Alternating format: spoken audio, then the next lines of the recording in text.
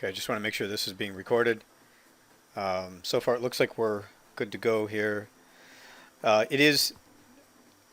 We're going to wait just a few more moments, though. If you do type in anything, any questions, please know that I'm not ignoring you. I'm just going to wait until the end. If it's a real pressing question, I'm going to be reading them along the webinar here. But if it's one that is relevant, it's relevant to what I happen to be talking about at that moment, I'll try and stop and then address or answer those questions. But otherwise, please hold off with most of the questions. If I see some new names here, so I'm assuming that some of you are interested in the coaching. If you've got questions about the coaching, I'll answer all of those questions about the coaching and the trading course at the end. Unless, of course, it is a question that, particular strategy or something that I'm talking about now. And for those of you who are here, coaching students, thank you for your support. I appreciate you showing up. Please answer your questions. I mean, we can do a little bit of coaching here today. It's been a pretty interesting time. So today, for those of you, if you're going to be watching this as a replay, today is March 18th. It's Wednesday, 2020, of course. And you're looking at the stock market. You're looking at the Dow Jones. It is officially closed here at this point. I mean, we're just past the closing, 4 p.m. New York time. Obviously, they run for a few minutes after, but for the most part, this is what we're looking at. This is what we've got. This is a monthly chart. We're going to switch to a daily time frame. We're going to talk about some of the projected price targets that I have here on my charts. I mentioned this a few days ago, and I received some questions about it because it's going to be it's going to have serious impacts on a lot of people's accounts, and that's why I expected that I was going to get some questions about it. But I had mentioned that I could see that the Dow could drop to about, at least from a technical point of view, the 15,500 area. And we're looking at just this afternoon, the Dow crossed and went into the 18,000s, the high 18,000s. Let's go ahead and try to get a reading on that. So the low today here on Wednesday was 18,917. That's, we're looking at a hell of a drop, and a lot of people have been affected by it. They're going to continue to be affected by it. This is not over with, in my opinion. I would expect some kind of bullish retracement days here. So during this presentation, I'm going to talk about the current economic conditions and the state of the market. I'm going to talk about my expectations. So hopefully you can take this information and move forward, try to protect yourself, protect your assets, protect your available investments. And also determine, for many of you, I also get a substantial amount of number of emails and inquiries from people who own businesses and are wondering what should they do, right? A lot of people are already anticipating. Some have already closed down their businesses. One gentleman just recently became a coaching student, and he's already closed down his business, and the same thing happened to him back in 2008. So while he was able to recover and stayed in the same business, this time he's done.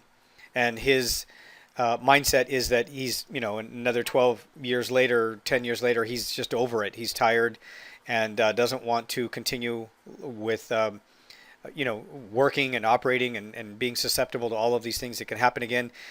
And again, if this is likely to continue and put even more pressure and put more negative financial pain and hurt on people around the globe, it's time to make some decisions with the capital that you have available here and start making the right choices. This is something that we all know we all face at one point in time. I mean, depending on how old you are, at one point, I think in time or another, you're going to face some kind of financial crisis that you have no control over. I traded during the 2008 crisis, and it all pretty much played out the same way as far as the reaction, the way the market and the way people, investors, traders, bigger companies and bigger firms, the way they all react to it. It's all pretty much the same. It's providing me the same opportunities. That, in my opinion, 2008 and 2009 was really my first biggest challenge and biggest test. I had already been trading since 2001, and I was trading every day. I didn't do anything else. So at that point, I believe that I was really fortunate because I had already had years of repeating the same process, scientifically testing my trading strategy, learning more about how the markets work, how they work in certain, even in good times, and then also the mindset. So I was way beyond the issues of should I or should I not, and am I desperate? Should I jump in? Should I jump out? So I was lucky in that regard, because had that happened in 2001 or 2002, I cannot say that I would have still been in this business. It would have just been, I probably would have blown up my trading accounts and lost everything.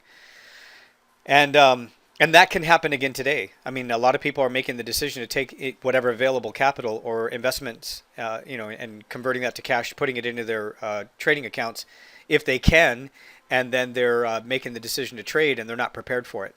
So I know that there's going to be a really high number of individuals who are considering trading for a living, because number one, you can do it from home. Number two, they're not going to turn off the internet, not when they're telling everybody to stay home. We may have some cycles where the internet may be an issue, which it means it's going to be more of a necessity than it ever has been at any other time, if this is the new change that we've all been expecting for a long time. And I said this the other day. So, why fight it? There's no reason to fight it. Prepare for it. But what can you do about it, right? What can you do here? You need to, number one, in my opinion, stay away from people that do not have enough experience. So as far as, let's get into it. As far as my expectations here, technically, the week, this is a monthly chart right here. So this monthly candle is not closed. I have no idea what it's going to look like at the end of the month. There's no way I would guess. I go day by day. And I do look a week and a month out, and clearly I can see right now what I would say is exactly what I would say if this was a 1 hour chart or a daily time frame, which is that there's nothing here on this chart that would indicate to me that this move to the downside is over with just yet. I would expect that this is going to continue to go a lot lower. I'm not going to fight it. This is just the turning point up here, and I think that this could even take out the 15,500 from a technical point of view. And if it takes out the 15,500 here on the Dow, we're going to see some pretty serious changes. They're going to last a really long time, and things are not going to come back to a normal. It's the same thing if I was to make a decision right here, and this was a 1 hour chart. Technically, what would I do here? If I'm going to jump in at the middle here, in my opinion, I've got these lows, I've got this high, then I should expect some kind of a retracement. And is my timing off? Or am I going to get in at the right time? Or should I wait until it finds price, if I've already missed the train, right? If I've already missed it, and in my opinion, it's when it takes out and starts to collapse. If I've already missed it, then I have to wait until it settles. I mean, these are some options and some choices that I have to make. And part of the reason why I would not jump in certain situations. Sometimes I will if I get the right setup and I can go to a specific time frame. Maybe there's some news, something that also triggers a deeper push lower, and I know at that point it's a protective stop loss. It'll help me with my stop loss. It'll help me use a stop loss that will keep me in the game. But that's really hard to do when it's falling or when it's rallying higher. But nevertheless, these are some of the most strongest and some of the most reliable and predictable moves. So you have to be prepared. Are you going to use a stop loss that will keep you in this game where the retracements are a lot deeper than they normally are in a normal market environment? So for intraday trading off of the 30-minute and the 1 hour chart, and I like using a 30 or 40 or a 50 pip stop, will that hold me in the trade? If my timing's off, it's possible that it could pull back quite a bit, stop me out prematurely, even though I'm using a 50 pip stop loss, and then maybe it'll turn around and come back down a few hours later, and I was right in the direction, but the stop loss that I'm using isn't going to hold. So you've got to ask yourself, are you willing to use a bigger stop to trade in this market? And is the reward that you're trading to worth the risk or the additional risk by making your stop loss bigger? Is it worth it? And if it's not, can you have or exercise the discipline to stay out and wait? And it's going to require you to wait. And if you wait, now what are you waiting for? So I'm going to try and answer a lot of these questions that a lot of people throw out there. You hear them talk about it. You hear articles and people talk about it on videos. But here's where the experience comes in. I'm going to talk about how I say, are you going to wait? Are you going to wait?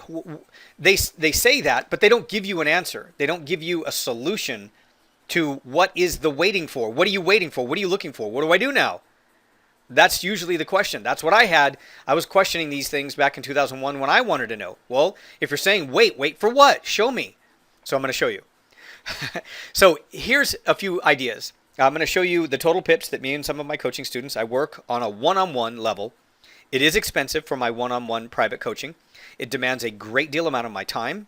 And I cannot afford, because of my family's lifestyle, the size of my family, and the fact that I trade for investors. I started a private fund back in 2005, and I cannot, and I have to, and I need to give them. They are my top priority, my top concern. So that is, again, when I work with certain one-on-one coaching students, it's not just anybody. It has to be the people that are definitely committed, the people that have a certain degree of understanding and are willing to exercise caution, discipline, and do what they're told. Period. That's just the way it's going to work in this market. Those are the only people that I'm willing to work with right now. I'm going to share with you some of the trades that I worked out with today. We traded with my coaching students, but I'm going to show you what I was doing that will answer the question, well, if you're going to be widening the stops, if you're going to be accepting, or you're going to try or attempt to trade in this volatile market where, retracements can be and far exceed the typical stop loss that we've used in the past, what do you do? What do you do about it? You hear me talk about quite a bit, and I'm going to explain it here. You hear what you do. You hear me talk about the other side of the trade. And the other side of the trade is an idea and a concept that I share with my coaching students, and I say this quite a bit. The other side of the trade is an idea where we see a setup, but what's going to happen to the trade and the setup after, what's going to happen once we get into the trade? So let's say this is a bearish signal. I'm going to slide this all the way over here so we can hide it. And let's just say that's our signal right there, right? We're considering this. We see the price stopped right there at that support level, technical support level. What do? Well, I see that it's bearish. I see that it's likely to go lower. It's certainly a possibility. I have a specific entry. But what's going to happen if I get into this trade and volume levels are light? There isn't enough participation. There is the anticipation of maybe some economic data that the market's been waiting for, and it's out a few more days. Should I get into this trade when this candle closes? Or if price takes out the lows? Is it going to go sideways, or is there going to be some follow through after I get into the trade? That's what I'm trying to figure out, which is the other side of the trade. The left side of the trade here is the data that we see and the setup. But what's over here to the right? What's the other side of the trade? What's going to happen to this trade when I get into this trade? Whether this is a 1 hour chart or a daily chart or a monthly chart, regardless, it's the basic same principle and the same strategy, the same idea. You need to be thinking about these things, especially in this market environment. Because the retracements, again, if you can detect that you're trading during certain hours of the day that create a little more volatility and the structure and the movement, the reaction, and there's a lot of talk and there's a lot of speeches going on, there's a lot of tweets. When you're trading during that, if you can determine, and not to mention the volatility, obviously there are other things that you need to be looking at. Volume levels. What do you look at for volume levels on Forex? I explain and share and teach my coaching students how to do that.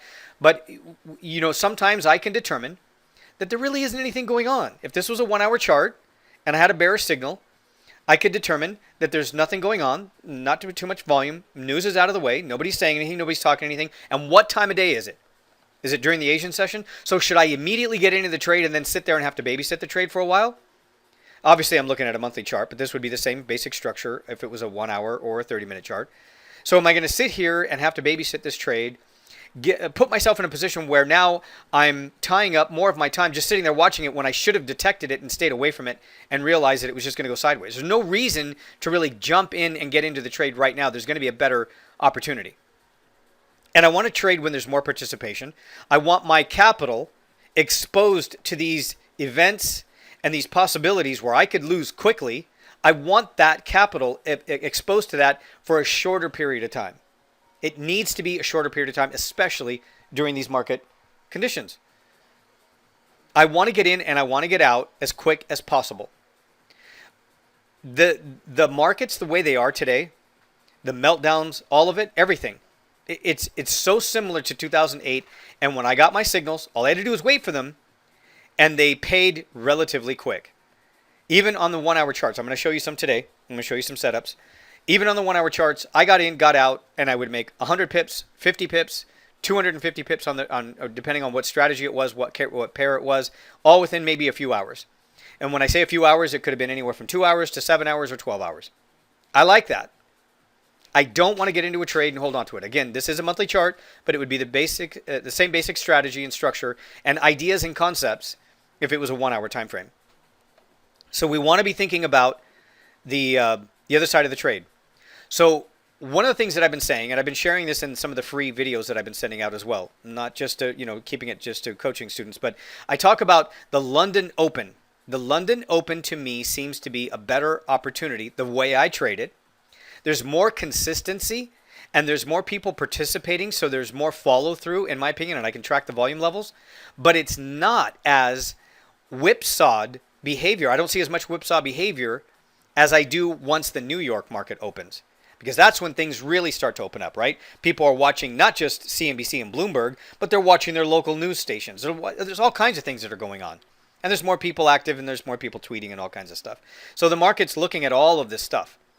I am trading primarily technical, but I'm well aware of what's going on and the economic structure, the economic outlook, all of it. I take that all into consideration and it all fits and it all makes sense. It's relatively easy to do. So, in my opinion, again, taking into consideration certain hours, certain sessions, and certain times of the day may provide a better opportunity to execute that trade and then experience a lesser degree of volatility, which means I can use a stop loss that I'm comfortable with instead of widening the stop to 100 to 150 pips just to find the trade. So this is what it's going to cause. This is what it's going to do. It's going to test us, number one. And if you're not used to trading during the London Open, and that's the more reliable session, you're going to have to change your hours. The market does what the market does. All we can do is, at best, hope to participate in some of it, and to read it, and to stay behind it, and to understand what's going on. We cannot control it in any way, one individual. I wish we could, but we can't. This is not like operating a business. This is not like, managing a group or a team of individuals that you can manipulate. And I don't mean manipulate in a bad way, but manipulate the scenario, the environment, all of it. In business and in outside things outside of the market, we can control things to a certain degree. And some of us are really good at it. But when it comes to the markets, you cannot control any of it. So you have to be aware of these ideas and these concepts if you're going to try and trade in this market. And if you have already closed down your business, or you've lost your hours, or you've lost your job, and you're going to take available capital, and you're going to try and participate in this market, and you're going to try and make money to feed your family, and you need money by the end of the month, realize you're trading against professionals, you're trading against a lot of scared individuals, and that's what's going to cause a lot of that. You've got to be prepared, and you need to know what you're doing. Otherwise, you're going to lose your money really fast, and you got nobody to blame but yourself, and that's the way it is. It really is. I mean, obviously, there's some really bad educators out there that you shouldn't be listening to anyway. I kind of touched on that in the beginning, that there's a lot of people out there that just don't have the experience. So be careful. Don't listen to them. Now, I have been, and I know that a lot of you have also experienced some brokers that are limiting the amount of hours that you can trade. They're turning off trading for certain, and they're trying to protect their clients. I get it. They did it back in 2008 and 2009. There were some days that they would do that. So I've already had that happen to one of my brokers. So I guess to a certain degree that's going to limit things, but the market's always going to be here. Forex didn't turn off. So let's take a look. Let's look forward here and start looking for more opportunities. Again, as far as where I expect the Dow Jones to go, technically 15,500 is not an impossibility. And it could either bounce off of that level or blow right through it and just keep going. It might even take out that low and then turn around and retest the low that it just broke out of when it does that, and then keep going lower for another leg down. And we see that happen quite a bit. So far, we really hadn't seen much of a retracement here, or a bullish retracement on the monthly chart. Let's go to the daily time frame. So this is the daily time frame, basically the same. We've got a few days in here where we've got some bullish days along this downtrend. But so far, I really don't see anything to indicate that on the monthly bigger picture that it's not likely to go down to the 15,000 yet. I will change my mind in a minute. If it's not going to go down to the 15,500 level, I don't care. I want confirmation that it's not so that I can trade it in the right direction. So when I pick these levels, I'm just giving you some of the ideas that I can see it as an obvious price target, a price magnet if it continues to drop, and I need confirmation that it's going to continue to drop. And I'm going to look for confirmation and look for opportunities every day. I do have accounts, and I recommend, and this is the reason why I share it, I do have accounts that I trade for intraday off of the 30-minute, the 1-hour chart, and then I have another account where I trade off of the larger time frames. So I am and I do hold on to certain positions for a few days and maybe even a few weeks or maybe even a month in some cases. It really depends on the setup. I'm going to show you some really solid setups here. So this is the daily time frame. I'm looking at, obviously some of these indicators that would indicate, some degree of a bullish retracement day in there, and they're going to do their best to fight it, right? The governments and the assistance and the bailout programs, all of it. They're going to do they're going to do whatever they can. But again, as far as changing the direction, I'm not too sure that's likely to happen just yet. Again, if it does, I'm going to get confirmation. I'm going to be watching the daily. I'm going to be watching the weekly. I'm going to be watching the monthly chart.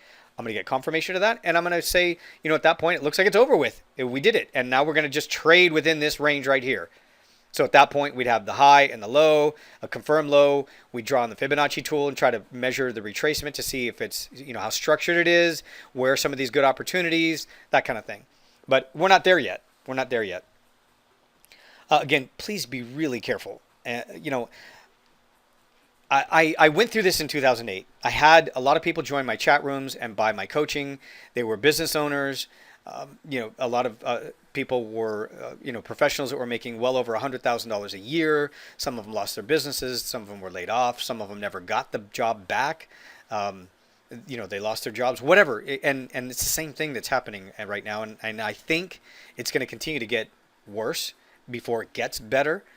And I'm not going to get into the details about, the bond market, the Treasury, the Fed, all of it. I'm not going to get into those details because that's like easy homework reading. You can learn all about that like in just about an hour or less. But and that's also pretty easy and basic. And as far as going to gold and silver and Bitcoin, be careful. Like for the most part, I think most of you know why silver and gold are not rallying and why you should probably stay away from Bitcoin. So we'll just leave it at that. Let's just stay focused here on the Dow Jones. So now I'm going to look at the dollar. Dollar index, daily time frame.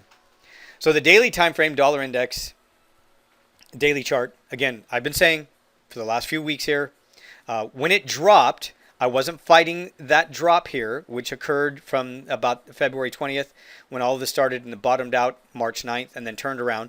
I'm not fighting these trends here. And it didn't surprise me this morning when I was watching it take out these highs. I mean, I can tighten up this chart and go all the way back. We're all the way back here to 2017. Right here, 2017.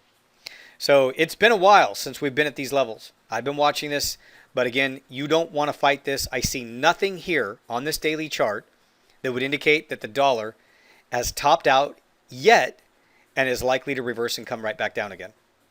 I think that this is still likely to continue further. Maybe a few more days, maybe, a day or two of, sideways and maybe bearish retracement days, just like we see here along the way up and all along the way down. But I think that this is going to go higher. Now, if this is as high as it's going to go, right now I do not have any technical support or confirmation that would indicate that this is as high as it's going to go.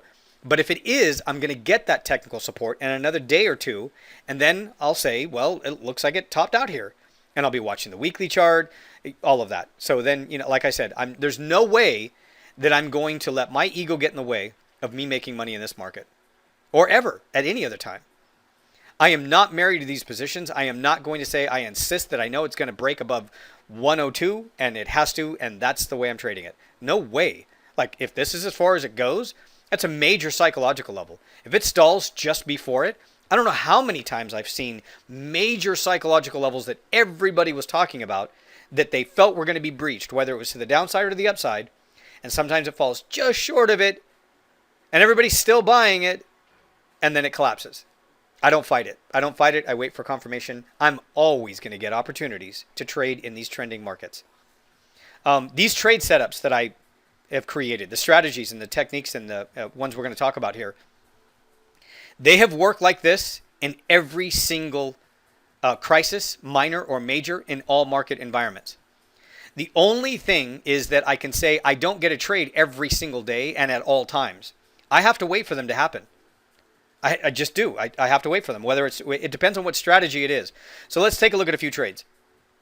I'm going to go to the daily time frames and I'm going to show you a few price levels, and then we're going to get and drill into what we did today. So this is a trade that many of you are familiar with, especially if you're coaching students. You've seen me, so I apologize. You've seen me talk about this over and over again. And it bears, it's worth repeating because the structure here will set up again somewhere else.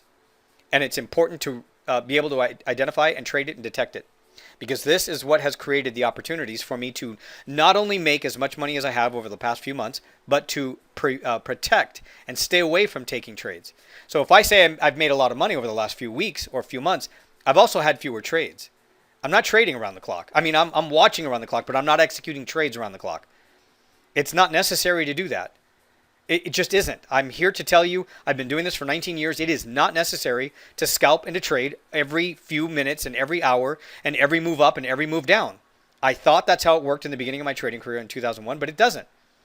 I make a hell of a lot of money by just simply waiting for these choice opportunities and realizing that I'm trading a choice opportunity. It's a choice setup. I've been waiting for it and waiting for it, and I can see it set up here. And then that's when I step up with the lot size or the position that I'm supposed to. I've already determined that. I'm using the amount of capital, I'm stepping up like I'm supposed to and executing, and that's when I'm going to make the bulk of my money. Because the market's not always going to give me an opportunity. You can clearly see that with consolidation and some of these small trading range daily candles. You're not going to get some of these big opportunities like this all the time. All you got to do is look at a chart and you know that. So knowing that, that's the same truth. This is the daily time frame, but it's the same truth and the same structure even on a 30-minute, 15-minute, 5-minute, and 1 hour. It's the same thing. So you've got to wait and you've got to be selective. And when you see your setup and you believe in it, you know. So you're never in doubt. You may be wrong, but you're never in doubt. That's the idea. We've all heard that saying. That's the idea. That's where you want to get. You want to get to that point where you're so you're not letting your ego get in the way. But you know the market, you know your trading system, forward and backward. You know when to use it, when not to use it. You know when the ideal conditions are for that particular setup. And when you get your trade, you know it's your trade.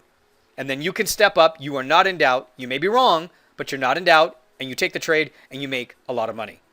And you're only going to get so many days out of the week and so many days out of the month to get those opportunities. Because the market just doesn't give them to us every day like that. When you accept these realities, it's easier to step back and go, hey, today's just probably a day I shouldn't be trading, and I'm okay with that. Because if I trade, you're going to be losing money. I'm going to be losing money. That's what happens to me when I trade when I shouldn't be trading. I'm just going to lose money. Why would I want to do that? Trading's stressful enough. I hate losing money, and I get emotional when I lose money. I hate it. So I reduce the number of trades by simply waiting for specific trade setups, and I learned how to read the market so that I knew when to stay out. So you can still make 1,000 pips a day. You can still make, when the market provides the opportunity, you can make 614 pips, which is what we've earned so far today. 614 pips. I am not double counting.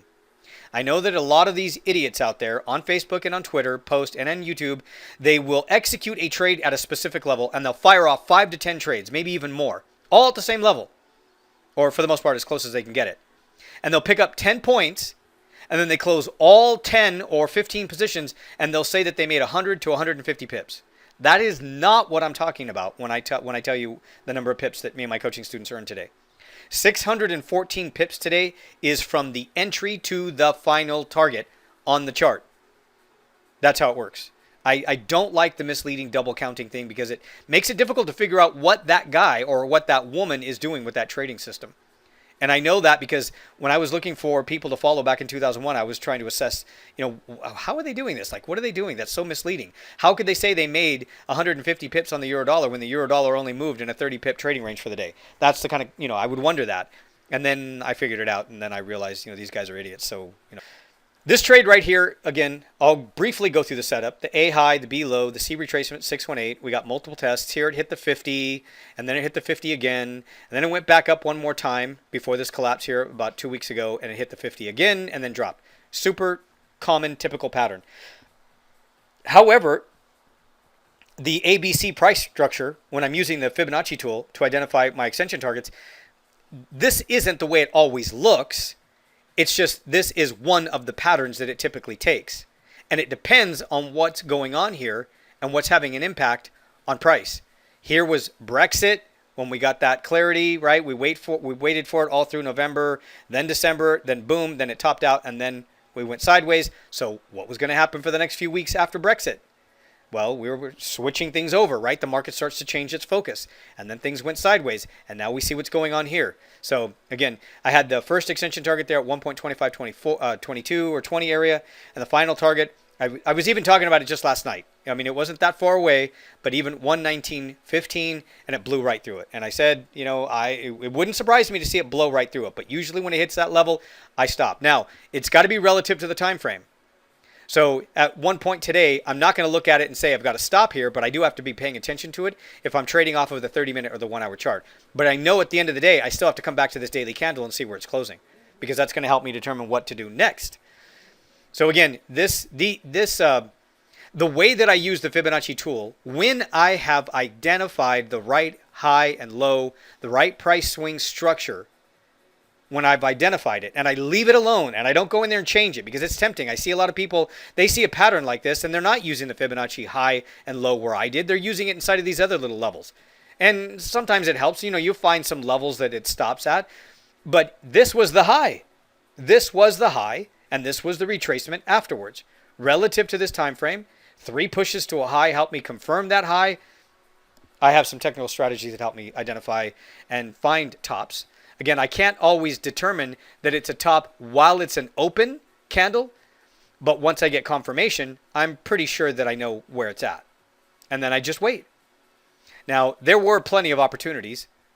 Again, this is a daily time frame. There were plenty of opportunities here. So to trade intraday. But again, as far as the anticipation of price making it all the way down here, I know a lot of people were looking at my videos over the last few months thinking, yeah, that's pretty far away. I mean, 1915 when price was up here at 2,900. Yeah, it looks like I maybe don't know what I'm talking about. But again, I don't know for sure. All I can do is leave it here and remain, vigilant. I've got to come back at the end of the day and take a look at what's going on with this setup. And is it still, should I still have these expectations? This is the same basic setup that I traded with some of my coaching students back in the winter and spring of last year, 2019, on the pound yen. You've probably seen some of those videos. I have some of the videos on the website. 800 pips. It was the same basic setup, same structure, took a while, finally closed below the B low, and then dropped over 800 pips, and then it hit that final target. And then we traded it even lower to the annual low was the next take profit target. It was the next obvious level. Again, it works like this. And this is the same basic structure and the same setup that I would use even on a 1-hour chart. Let's drill down, though, to a closer level and try to look at, and I'll explain some of the setups that we took today with the pound dollar, knowing everything that I've seen here along the way. So I'm going to go to this chart. I'm going to go to the pound dollar, and you can see what I was doing here. The pound dollar dropped over 500 points. I had a continuation breakout trade. This is the 1-hour time frame, and I look for the continuation breakout trades. And sometimes it goes sideways inside a consolidation, and I don't have anything to do. And consolidation will last 2, 3, 4 days. And coaching students or people who use my services will say, all you've been saying for the last 2 or 3 days is you don't have any trades. When are you going to get a trade? And people with no experience and no ability to get their mindset around how the markets work, why they're working the way they are, can they read the markets, do they know why it's moving inside a consolidation? Those individuals who are still struggling with those ideas, they get really frustrated with me. And then they start thinking that maybe I scam them and that I'm not going to take any trades or that I'm afraid or I'm a liar altogether, whatever it is. And then it never fails, because this happens even in my chat rooms. It never fails that I'll say, okay, well, it's 2 o'clock in the morning. I don't have any trades. It's 3 o'clock in the morning. I don't have any trades. It's 6 o'clock in the morning. I don't have any trades. And then all of a sudden we get towards the New York session. This isn't a normal, market environment. And then I get a continuation breakout trade with some news. And then bam, I got my 55 pip continuation breakout trade, and it happens. Like, it happens that fast. And then people say, well, I'm sorry. I'm sorry I doubted you. I just didn't know what to expect. In other chat rooms, they're calling out trades left and right. And then obviously, we got to wonder, are they even making any money when price looks like this and it's moving sideways? We know the answer to that. Ignore the idiots who are calling out trades inside of consolidation when you clearly see consolidation. Be careful. I'm not saying that they're all wrong, and I'm not saying that they're not making any money. But what I'm saying is the way I do it here, it works for me. And it would be irresponsible for me to change the way I trade because some guy or some woman is asking me you've been saying for the last 3 or 4 hours or 12 hours that you don't have any trade setups and it's inside of consolidation. When are you going to get a trade? I think you've ripped me off. I feel the pressure. I feel bad for them. I know what they're saying, but that's not how it works. You know how it works. And you're here because you know how it works and you want to learn how to take it to the next level. So I just wait. I would rather wait for 2 or 3 days and not trade too much here and then trade here and make 55 pips. And then trade here and then make 55 pips or more. Here, we picked up 89 pips and it just kept dropping and dropping and dropping. And some coaching students made even more. I gave them the next technical support level on the larger time frame and they were able to trade it even further. The 1850 area. I was talking about 1915 on this daily time frame for the last 3, 4, 5 months. 1850, it blew right through that level and some of the coaching students continue to hold. 89 pips is what I called from the entry to these targets. The numbers that I give you here are the trades that I call out for them. Sometimes I'll hold on to them. Obviously, like I said, I've got trades on a different account on the larger time frames. 614 pips again today. So again, the pound dollar 89 pips. Pound yen. So when we see this kind of behavior, as long as things remain constant, I usually get some pretty good opportunities here on the pound yen. Now this is a pretty big trading range right here. It is consolidation to me, but it is a pretty big trading range. And consolidation usually isn't this big in a normal market, but this is normal for today. And I have to be prepared for that. You have to make that adjustment. You have to be prepared for that. And you have to learn how to read that. So the high, 131.15 approximately, and 128.60, let's call it, was a low, or 50. So this is consolidation. I have a couple of things to take into consideration. This is what I said I was going to say earlier, or what I said earlier. I'm going to share these ideas and strategies with you. Some of them are going to be the actual trade setup itself, and I'm going to give you the details about how to execute these trades if this is the first time you've seen these continuation breakout trades.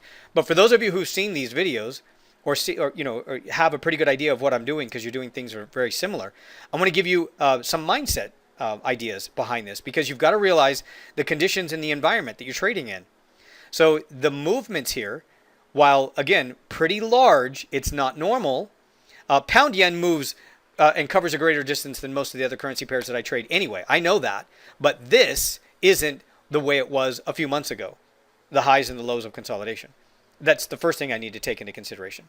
The other thing is that a 1-hour candle or a 30-minute candle could move quickly with some kind of a retracement in the opposite direction of the trade I'm trying to execute in, the direction I'm trading in, and I get stopped out right away with a 55 pip stop loss. So if that's a possibility, again, I got to ask myself, am I going to, what am I going to do here? If my 55 pip stop loss isn't going to keep me in the trade, do I make the stop loss wider? And then if I do, where? Well, obviously I'm going to have to look for some resistance levels and then put it above that and then realize that this one could even cause a spike that would even tap that. So, you got to keep adding to it or stay out of the way or wait for a better time of the day during specific sessions that might provide a better opportunity. For me, it was just a matter of waiting for the continuation breakout trade. There's my continuation breakout trade. The 3-pip entry was 127.49. Now, I called this trade out for my coaching students. You've heard me say this, if you've watched some of my videos on my website, that when I trade the continuation breakout trade on the pound yen, the continuation breakout trade, by the way, was the first strategy that I put together back in 2001. When I went off on my own and I stopped joining signal services and chat rooms, this was the first strategy that I put together. And when I execute this strategy on the 1-hour time frame for day trading purposes, I earn 250 pips from entry to final target on the pound yen. I don't always get continuation breakout trades every day on the pound yen. However, during the global financial meltdown and when the carry trade was unwinding, I had sometimes 3 continuation breakout trades just like this on the pound yen. And all 3 of them hit their 250 pip take profit targets all within a few hours. And I would do that sometimes 3 times in 1 week. Crisis scenarios and situations and environments like this create some of the best opportunities. And you'll hear people say that, but they don't necessarily tell you what that means and how to take advantage of it. So I want to show you how to take advantage of it using this technique that I put together. Now, the fact that I put it together means that I see what I see after trading for 19 years using this strategy. You may not be able to see it yet, or it may seem a little foreign, or you may be doing something very similar. So please be very, very careful if you're going to try to execute this trade tomorrow and you think you see a continuation breakout trade. First of all, I would say don't trade it unless I'm there trading it with you. Let me call it out for you. Let me point it in your direction. Let me get you in the trade. That's the first thing I would say. If I'm going to take responsibility for me sharing my trading strategy and it's a system that I put together, I would say the best thing that I can say to you is let me be there when you trade. Otherwise, I have no idea what you're going to do to the trade. And I cannot be held responsible, and I want you to be careful, and I don't want you to lose money because you're excited seeing a 250 pip trade right in front of you that only took about 3, 4, 5 hours to hit the target, and you're excited thinking you might be able to do it again tomorrow. I might get an opportunity to trade tomorrow. I have no idea. But there are some, you need to know the ins and outs of this strategy, and you need to know when to execute the trades. Notice how this trade set up at a certain time of the day. And it didn't set up during other times of the day. That's the first thing to be aware of. It gives me a much better opportunity to use the stop loss that I'm comfortable using. And if I can't, or if my schedule for trading doesn't let me trade during the better opportunities like this, and I have to trade during some of the more volatile inside of consolidation where I'm likely to get stopped out, then again, I have to make a decision. Do I want to trade if I'm going to increase the probability of a failed trade? Like, why would I do that? If you're going to trade for a living from now on, you need to be prepared for crisis situations like this that change the structure and the market, and you need to trade when the market gives you the opportunity. This was my continuation breakout trade. I use 3 indicators. I'm going to say a few things here because this is a couple of questions that I get from coaching students anyway. So that candle right there is my continuation breakout trade. It closes below this range of consolidation. Let me give you some basic rules and tips. Obviously, there's a lot more to it than this, so please be careful. But when I developed this method, I studied consolidation. That's where I began. I didn't even execute trades. I had to figure out how to quantify consolidation. What does it mean? What is consolidation? Everybody, all of us can use a different time frame, and we can all call a certain range consolidation. And it'll make sense to all of us. But for me, I'm talking about the way I had to develop, what I had to do to develop this system. I needed to find, first of all, and I tested it with a 30-minute, and then I tested it with a 1 hour. That's where I started. And I needed to figure out how many hours in place does price have to move to create consolidation. What's the distance from the high and the low to create consolidation? And what happens if it's not a specific high, a distance from the high and low? What happens if a 1 hour candle closes outside of that range and it turns into a head fake? How do you eliminate those?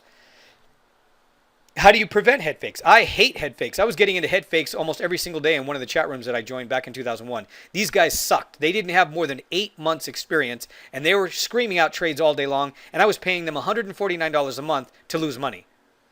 That's what can happen, and you can hear the passion in my voice when I talk like this. I don't normally talk like this, but I want you to understand this is what is out there if you're not careful, and you're going to lose your money real fast, and you're going to disappoint your family, you're going to be disappointed, and you're going to have to figure out what to do next if your job doesn't come back and you lose your money. Take it serious. I had to. We're watching crazy moves here after the rollover. I had a feeling this was going to happen. I got to be careful with this because, first of all, you can see the spread here with this broker, not even worth getting into the trade. 6 to 30, you get my point. I'm going to have to let the first hour or two go on this one. So let's go back to the trade here. This is just more of the same. It hasn't stopped. Sometimes it'll hit their 250-bit target and keep on going. So now I got to look for another opportunity. So I was quantifying consolidation. It had to be a certain number of hours, and it had to be a certain distance from the high to the low on the 1 hour time frame. I did start off with a 30-minute chart. And when I started off with a 30-minute chart, I was waiting for these 30-minute candles to close outside of consolidation, and I was still getting into these head fakes. Let me go ahead and open this up, and I'll show you what I mean. So a head fake is, a candle closes below support, and then it turns on and goes right back up. When I switched after a few weeks and I went to a 1 hour chart, it eliminated a lot of the head fakes. So what it would look like was a wick that would go to the downside, but then the candle would close and remain above support or resistance, depending on which direction I was talking. Here's what I'm talking about right here to a certain degree. So I was constantly looking for ways to eliminate these head fakes because the guys in these chat rooms were always getting me into these head fakes. They were just screaming out trades when price would take out the lows or price would take out the highs, and then 40 minutes later or 20 minutes later, I was down 40, 50, 60 pips. They didn't tell me where to put my stop. I couldn't take the pain anymore, and I would close out the trades, and I was trading standard lots. And I was more and more negative every single day that went by because of it. So I had to put some structure behind all this. So before I even figured out how to, where my entry is, where my take profit levels are, what my stop loss, I had to figure out what is consolidation? What does it mean? And it's what it means to me. It may not mean the same thing to you because you may be doing something different here. But to me, and in order for me to execute this trade the way I do for 19 years and make this much money on a trade, this is what it has to do. So the indicators that I'm using here are the Bollinger Bands, the CCI indicator, and the MACD histogram. They just need to give me confirmation, and I can't see any divergence in these indicators when I get the continuation breakout trade. I am going to tell you, though, that on that signal candle, when it finally closes below that support, that's not the entry. I still have to wait for a 3-pip entry. Sometimes the very next candle will move back up, test the level that it broke out of, so it doesn't give me the 3-pip entry on the next hour. And sometimes I have to wait 1, 2, 3, 4, 5 hours, and then it drops. Well, today, it gave me the entry on the next candle.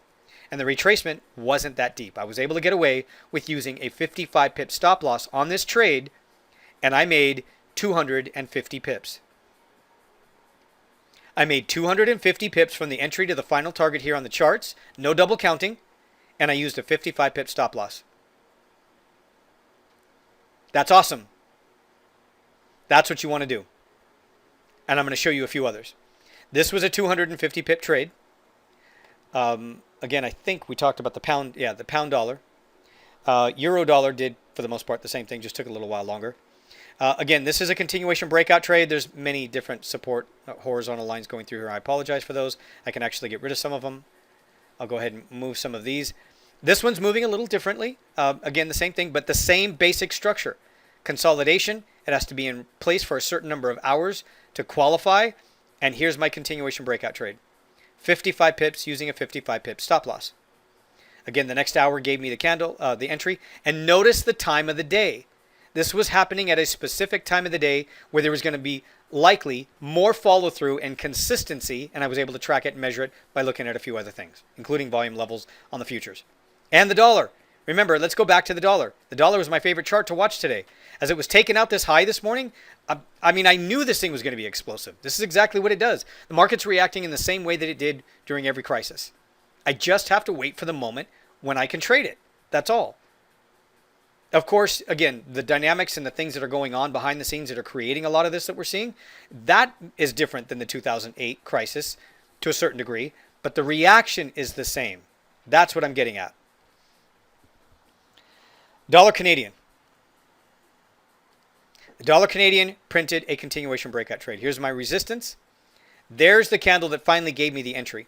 3-pip entry. There's my 55-pip stop. There's my 55-pip take profit level. And this one kept going further. Some of my coaching students held this longer. This was easy. I don't trade the dollar Canadian all that much because it is a commodity currency, in my opinion.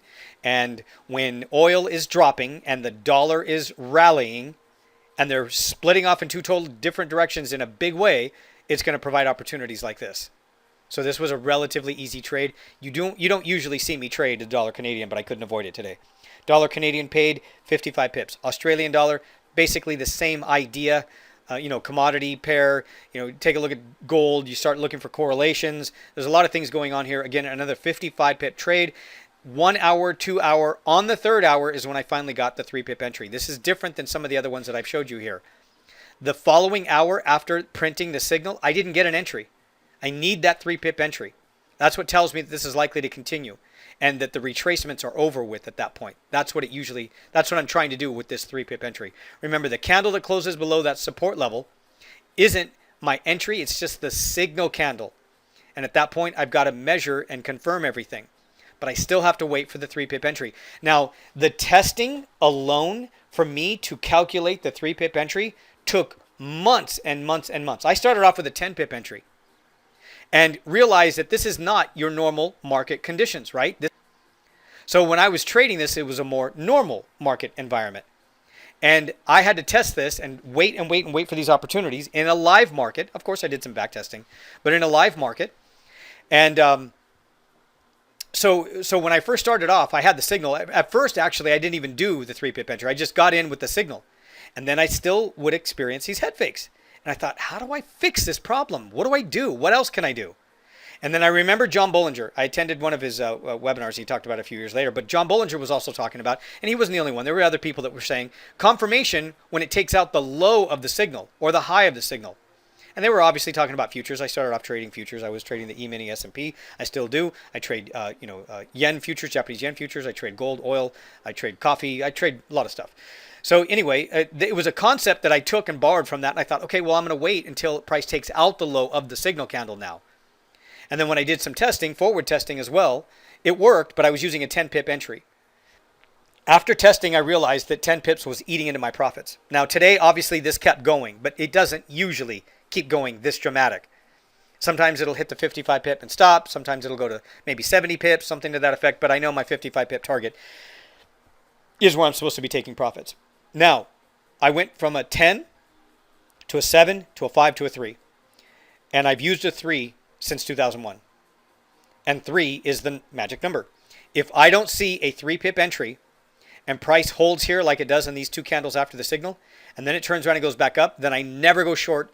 And that's one preventative measure that I have in place to prevent or help me avoid those head fakes and having a losing trade. I call them head fakes. People call them whipsaws, whiplash, whatever you want to call it. I call it a head fake, meaning that it closes and breaks out to the downside and then it turns around and goes back up and you get stopped out. So the 3 pip entry. This was scientifically tested. I did it with my live account. I don't recommend you do that, but I did it and this works. This works because I've been using it for 19 years. This is what I trade. This is what I do. This is what I wait for. And I make a hell of a lot of money when days like this appear. And they don't just appear because of this crisis. They do appear often, but only certain times and certain days of the month. I'm not going to get these trades every single day and breakouts every day. The rest of the time, I'm trading Tech 1 trades. I'm trading London 30-minute breakout trades. I'm trading HL30 trades. There's lots of different things, T2 patterns. There's different things that I'm doing in different market conditions and environments. Today just happens to be one of those days where we can pick up quite a bit of money with these continuation breakout trades. Australian dollar, 55 pips. This one went a lot further. Dollar Swiss, same thing. Just tracking for the most part what everything else was doing and the dollar. Here you go. Dollar Swiss, tweezer top, 1 hour time frame. There's my continuation breakout trade. There's my 3 pip entry. Here's my 55 pip stop loss. There's my 55 pip take profit. I lock in profits and I close the trade out if I'm trading intraday once it hits the 55 pip take profit and I'm done. I don't continue to think, well, you know what? The last time it hit the 55 pip take profit and it kept going for another 20 pips. So the next time I see a continuation breakout trade, should I hold it for another 20 pips beyond the 55 pip? Try it. If you do, you can hear the sarcasm in my voice. If you try it, the next time it's going to go right to that 55 pip take profit, go 1 or 2 pips, and then stall, and it's never going to go any higher for a while. So don't play around. I measured and tested the distance from the 3 pip entry based on the range of consolidation, based on the time that it's set up and what caused the breakout, and how far it's likely to go. And 55 pips is the magic number. Yes, sometimes it'll exceed 55 pips, but I don't know how many times. I can show you video after video. I have them on the website. I have them in the members area in the online course. You can see where these trades stopped 1 or 2 pips after it hit the 55 pip take profit. And coaching students will say, I cannot believe that it did that. It's almost like you knew exactly where it was going to stop. And I'm glad I followed your instructions and took profits there. I take profits at the 55 pip take profit level and I'm done with the trade. Obviously, on the pound yen, that one goes a lot further. Again, I measured that because I knew the pound yen would go further. I had to measure this over and over and over and figure out how far is price likely to go within a certain given time horizon, time frame, right? After I get a breakout of consolidation. Back in 2001, when I was trying to determine the take profit levels, I didn't really have anything other than a few different websites. There was a one website that I found that had the daily average trading ranges on a spreadsheet for the pound dollar and the euro dollar. This was back in 2001. So there wasn't a whole lot of information. And I was able to take that information and then move forward and start testing it myself. So a lot of it wasn't really even me executing trades to figure out some of these patterns, just to measure them. And then once I figured out some of these patterns, once I measured them and did some back testing, then I had to start using real money and actually working and testing these distances to see how they work out. And I video journaled everything, and I wrote everything in a written journal. I've always done it, and I did that. I still have some of the videos on VHS that just kind of sit on a shelf. But I would play those videos during the day while I was trading, as if I was teaching myself how to trade and following the rules. Hey, idiot, don't do what you did last time. This is how it works. Make sure you're paying attention. And I would just keep hitting the replay button on these videos. And I just kept going at it over and over again. And it's not easy. I say that I use the word idiot, and that was the nicest word that I could have possibly used back then when I was losing so much money. I was making some of the stupidest mistakes, and I was my own worst enemy. It wasn't anybody else, and it wasn't the market. I just couldn't stop from breaking these rules because I was desperate. I was losing a lot of money, and I wanted to make money. And then I just changed my mindset. It took a long time. I did hire a professional psychologist that worked exclusively with traders, and that helped me. But it was all about extreme total ownership. That's really what it came down to. I had to call myself out on this, and I had to create an environment that was going to constantly remind me of what I was going to lose if I didn't do the right thing.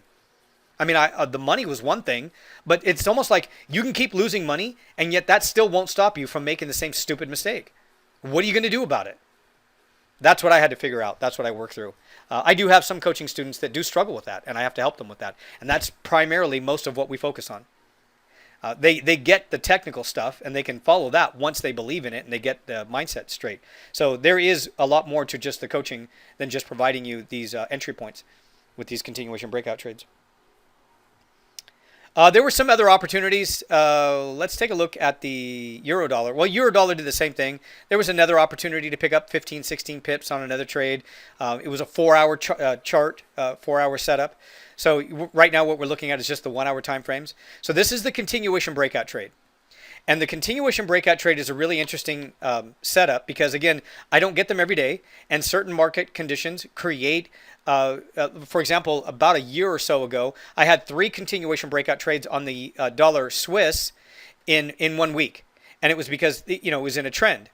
But some of the other currencies, like the pound dollar, wasn't reacting to it. It wasn't doing anything. It didn't give me any continuation breakout trades that week. So don't force it. You can't force it. And you've got to be able to identify the reason why there is a breakout to begin with.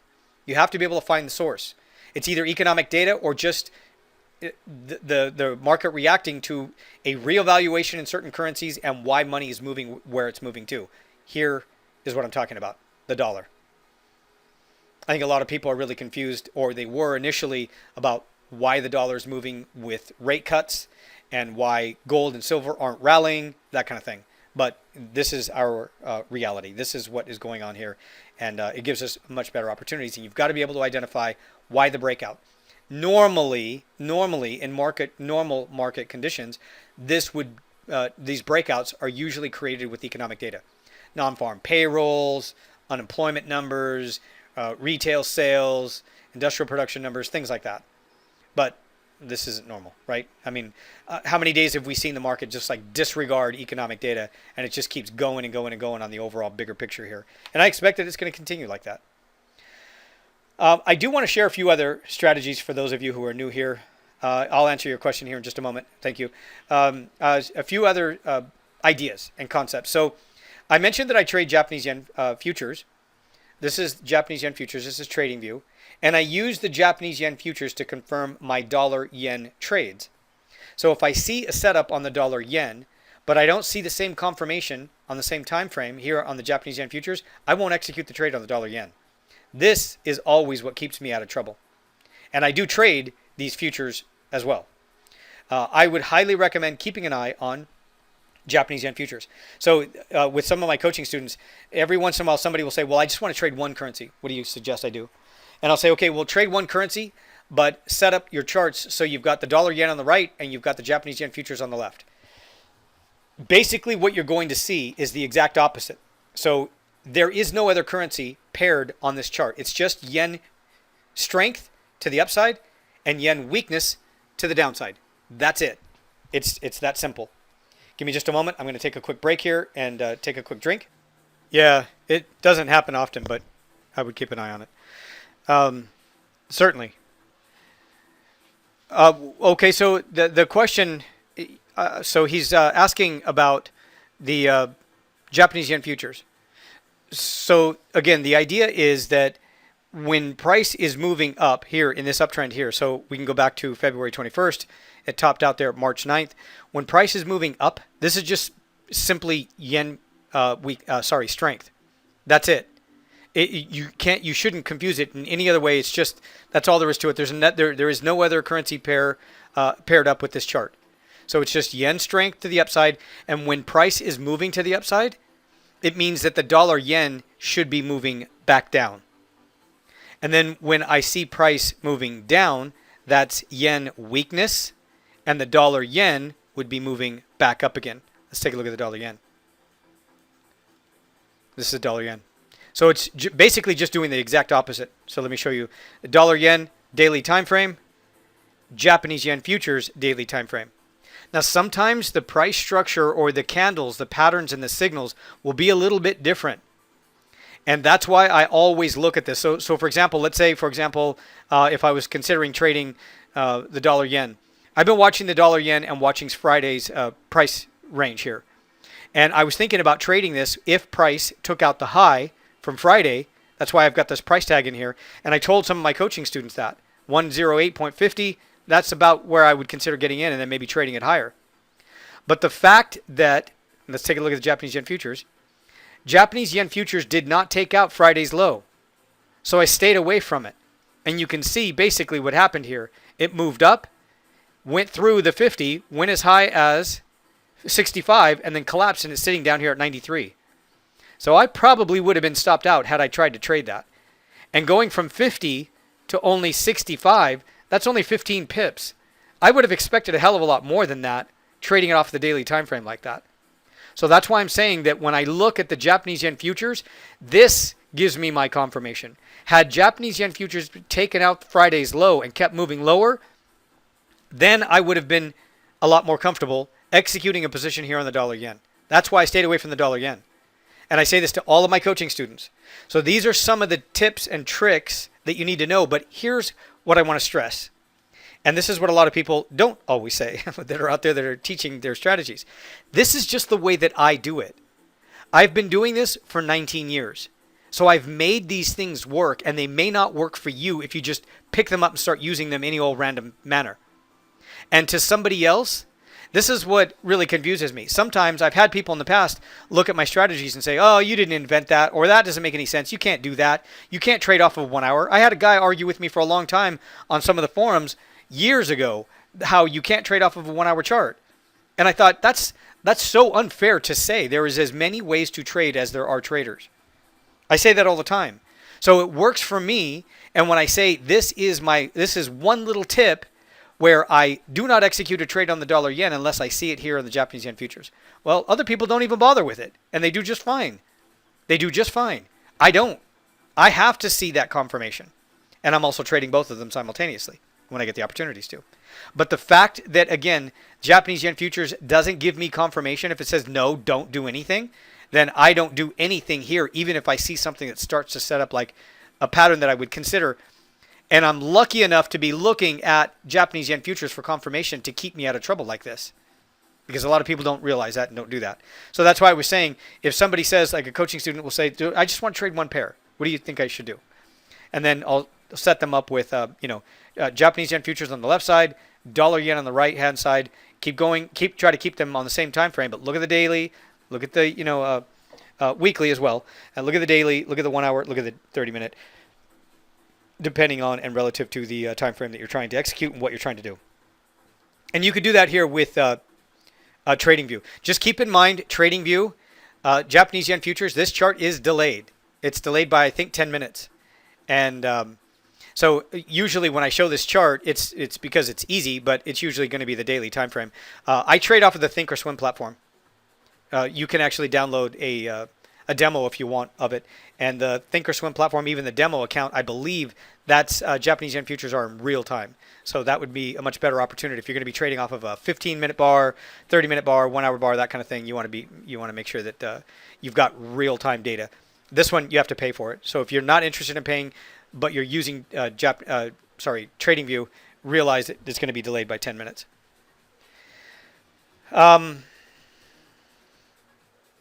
Answer some questions here.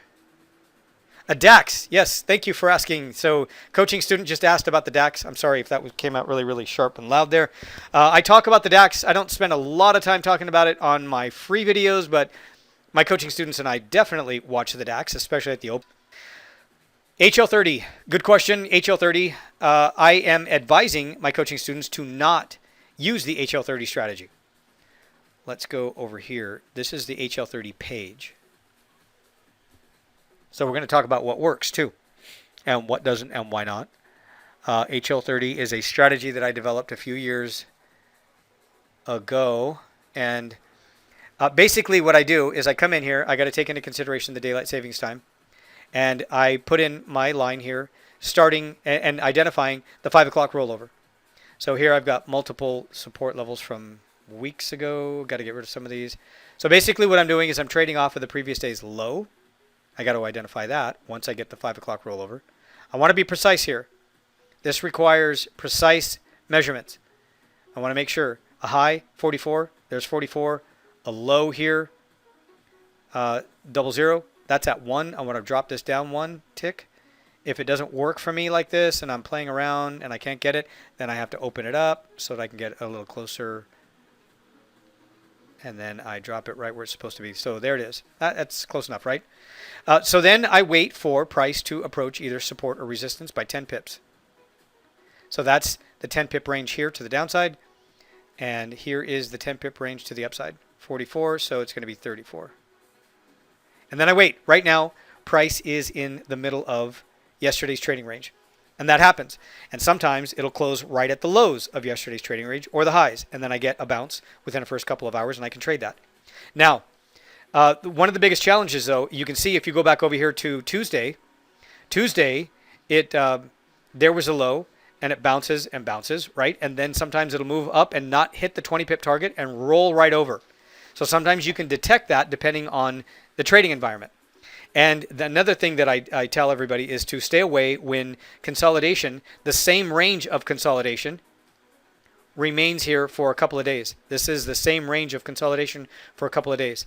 So I stay away from it. And this one didn't even really go back up and approach that level here. It ended up being something that looks like a continuation breakout trade to the downside. So that's right now the conditions and the environment aren't optimum. They are not optimum for the HL30. Some of them might work. So let me give you an idea of how I think. And I changed my thinking because I read the same books everybody else did, and I watched, a lot of the videos, and I studied from a lot of the same people that everybody else did. And a lot of those individuals, those educators, would say that you're going to do okay if your trading system has 60% wins or 70% wins, and you control the losses. But that was a really vague concept. I didn't know how to control the losses. I didn't even know how to read the markets. So that wasn't helping me. And I don't like losses. I just don't care. I don't like losses. I know I'm going to have a loss. But my goal is to be 100%. It's like I said earlier. I may be wrong, but I am not in doubt when I execute that trade. If I am in doubt when I see that setup and it's not giving me the confirmation that I need, then I will make a mistake. And I have broken the rules, my rules, and I'm not getting myself to a position where I'm having a higher percentage of winning trades and eliminating the losing trades or the higher risk trades. That's what I'm doing. When I talk about the other side of the trade, that idea, and I'm trying to figure out, is it going to go sideways, is it going to go flat, or is there going to be market participation and momentum, and is it going to work, and is it going to hit the targets? What am I going to be thinking? Is my thinking in the amount of time that I'm watching and babysitting a trade after 8, 9, 10, 12 hours going to get the best of me, and I'm going to change the dynamics? We've been there. You've been there. You've done that. You've been in a perfectly good trade. You didn't think it was going to take that long. It takes longer than you thought. So then you just go, well, I'll just go ahead and take this 7 pips. And then you're mad because it ends up going to the 55 pip target or whatever it was that you're trading. Or let's say you're negative a little bit. And then you go ahead and you think to yourself, well, I didn't expect to even been in the trade this long. So you take the profits or you take the loss and then it goes to the targets anyway. So I work to eliminate being in situations and environments and in conditions like that. That was also part of my trading system. So it wasn't just about measuring consolidation and measuring retracements and learning economic data, with the outcomes. It was a lot more than that. Trading is a lot more than what you think it is if you're new to this business. And I want to give it all to you. I want to share it with you. I want to tell you this is a lot of work. This isn't easy. This is harder than anything I've ever done in my life. And all of my life, since I was 18, I started a business. And I have always been self-employed and a private business operator. I always have been. And this is nothing like that. It was always easier, even as a young man running a business. I sold a business for a lot of money when I was young. And I worked really hard at it. And I controlled my environment. That is the way, if I look at the way things are today and what I do when I trade and what I did back then, how do you do that when you're young? Well, you control yourself, the people around you, and your environment. And pay attention, right? You got to work hard. The more hours you put in sometimes, usually, the more you're going to get out. And here, I spend 8, 9, 10, 12 hours. And I look and I watch and I read and I wait and I listen to the news and I'm watching every 30-minute candle and I'm using my mouse and I'm doing everything I possibly can to stay awake and stay alert. And yet I still don't have a trade. It takes the same amount of work and same amount of effort, in my opinion, for me to determine that I do not have a valid confirmed trade and that I should stay away. It takes the same amount of effort as it does the moment I have that perfect trade and I execute and I make 250 pips on the pound yen. Same amount of work. I got to wait. Certain setups require certain times and certain timings and certain things to fall into place. Other setups require other things to fall into place. Some setups require a little more waiting and a little more technical analysis, and other setups are easier and faster. You get the point. You know what I'm talking about. And that is what I'm looking for. And I'm looking for those opportunities. And there are people out there that are executing trades all day long when I'm not. I know that. And that's the game. That's the way trading works. And I feel sorry for the people. Sometimes I get some new coaching students or people that are using some of my services, and they'll say, well, when are you going to trade? Like, I've been watching and I don't have anything for 12 hours. Like, they're concerned, they're worried. But this is how it's done. This is how I do it. And the other issue, this is something else we haven't talked about yet. I'm moving a lot of money in and out of the markets.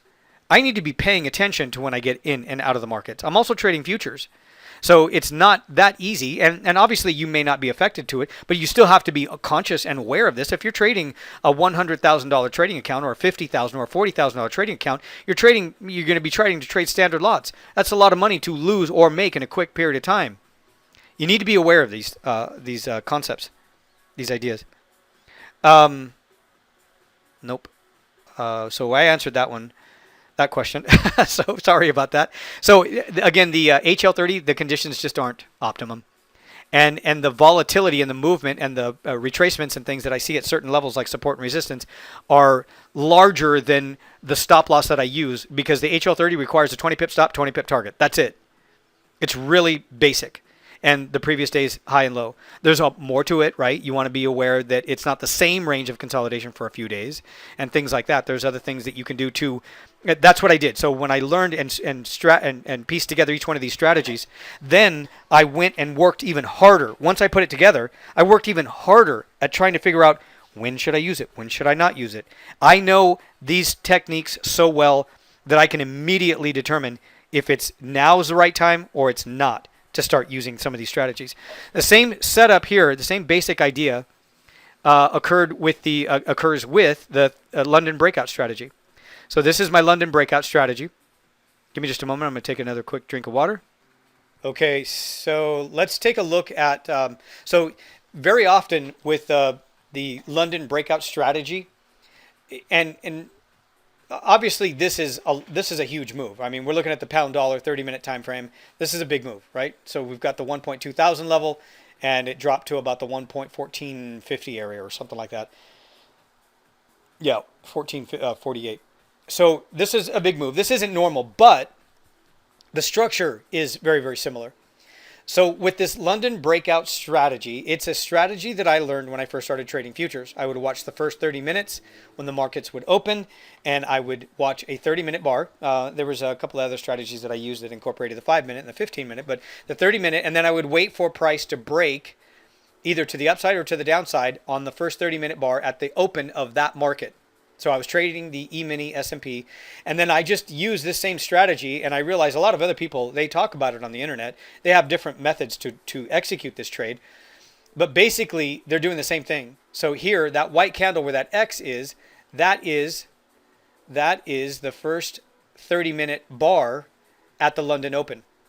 Now you need to be aware to make sure that you're looking at the right candle for the London Open, because you got to take into consideration daylight savings time, because they don't happen at the same time. I'm in the United States, so I need to be aware of that. It doesn't happen at the same time in the UK as it does in the United States. So again, let's move forward then. Once I get that break, then I have specific take profit levels. And normally this would be about it. But this, again, turned into the continuation breakout trade, as I showed you. So very often, one trade will turn into another trade or start that trend, and then it'll give me an opportunity even if I miss it. So this one would require, this technique, this strategy would require you to be there at the London Open. For me, that's 1 o'clock in the morning right now, California time. It used to be 12 o'clock in the morning, California time. And it used to be 3 a.m. New York time. So depending on where you live, again, you know, if you're on the East Coast, United States, you may not want to get up at 3 or 4 o'clock in the morning. You may not be able to. But if you're trading full time, you've got to realize you might have to make some adjustments sometimes. These setups have provided some of the better trade opportunities with the least amount of retracement when I get a solid signal. And very often I can determine if I'm likely to see a head fake anyway. So I'll say to my coaching students, when we're trading this strategy, the London breakout strategy, I'll warn them, this week doesn't look like a very good week to not or to avoid using the breakout strategy. A few months ago, there was one week where I mentioned that, and I was right. It was like Monday, Tuesday, Wednesday, all of them failed. Thursday failed, and then I think Friday finally was, I think it was non-farm payrolls. We stayed away from it. I don't use it during non-farm payrolls. And then the following week, it went back to normal. And this trade will pay anywhere from 20 to 40 pips, and sometimes even further. And again, not double counting, just looking up from the entry to the final target. This is a great trade. Obviously, today was a little bit different, and that led into the continuation breakout trade, which also gave us the opportunity to trade the pound dollar to the downside and the pound yen to the downside for 250 pips, all of that. It's just one of those days where it all came together. And this is why I say, you know, I can go and I can make 614 pips or 1,000 pips in a single day. It has happened, but I don't do it every day. Sometimes I'll go years without making that much money in a single day. And then tomorrow, I might not even have a single trade that's even valid or that I would even consider because of the volatility and how choppy it is, and it just doesn't seem like it's going anywhere. I mean, that's how drastic it is, but that's what the market does. I'm sharing this information with you because I want you to get these ideas. You know, I want you to understand them and accept them. The market's only going to provide certain days, a certain number of days out of the month and out of the year or out of the week, that we're going to get big choice, great choice opportunities depending on the trade. It doesn't matter what strategy you're using, you're not going to get that strategy all the time. So you have to accept that and realize that, because if you accept that you're going to have certain days, then you can learn to look out for those days and identify that that's the day that you step up. That's the day that you put on the full size of your position. You're aggressive and you're there, not reckless, but aggressive. And you're there, you're present, you're putting on the right lot size for the account, and you're making a lot of money. And you're done at the end of the day, and you've done your job. And if tomorrow seems to be like one of those days where it's in a tight range of consolidation and it's low volume and it's not going to go anywhere, why would you trade it and give back profits? So you've got to learn to identify both of those conditions and accept that that's the way the market works. Tomorrow, it might give me another 600 or 700 point trading day opportunity with all of these different trade opportunities. But I doubt it. But if it does, I'm going to be able to read the conditions and trade it. So with my coaching students, one of the things that I definitely do, though, is warn them about the conditions in the environment. What is it that we're trading in? What's going on? What's taking an effect? And I call out these trades for my coaching students. So that is the next question that I'm going to answer. So do I call out these trades for my coaching students, or do I execute the trades for my coaching students? And I call out these trades for my coaching students, but I do give them the option and the opportunity to use my trade copier, which would mean that I would be executing some of those trades. Now, the trade copier. With the trade copier, I will not have 3 or 4 or 5 open positions. But in real life, you know, logistics, normal, the way the conditions are, I will, on my personal account, and so will my coaching students, in order to make 500, 300, 600 pips in a single day, we're likely to have more than 1, 2, or 3 trades open at the same time. That's just the way it works. You do not, as a coaching student, you do not have to take every single trade that I call out. It's up to you. You can take one, participate in that trade with us, and watch everybody else do the same. And once you get to that comfort level, or once you've understood leverage, money management principles, ideas, and some of the things that I share with my coaching students on how to grow their accounts, once you have that all under control, then you can start to participate in more trading opportunities. The trade copier, I usually execute just one trade at a time. And very often during volatile market conditions like this, the environment, the way we're trading in, brokers are slowing down trades, or not allowing their clients to trade at certain times of the day or certain days. We've already heard and seen that some stock markets around the world are closed. They're talking about doing that here in the United States. The Forex market, I expect to continue to keep rolling, but brokers may stop. Certain MetaTrader brokers may prevent their clients from trading, and they're trying to protect their clients, because a lot of people are trying to make easy money and they don't know what they're doing, and they're going to lose their money fast.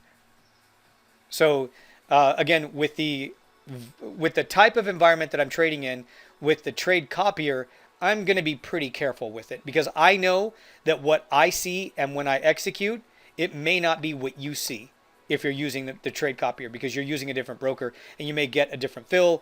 All kinds of things can take place. You remember a little while ago we were looking at one of the currencies and there was like a 20 pip difference because of the rollover, but not all brokers do that. And if I'm executing a trade at that rollover period and my broker doesn't show a 20 pip spread at that rollover, but yours does, I'm going to get a better fill. So I've got to be mindful of some of the times that I'm executing some of these trades with the trade copier. So be aware that the trade copier does have certain obvious limitations. But when you're in a coaching environment with me and you're trading with me one-on-one, you're going to be trading, especially when we get 5 or 6 or 7 different trades for the day. They give us an opportunity to trade and make hundreds of pips a day.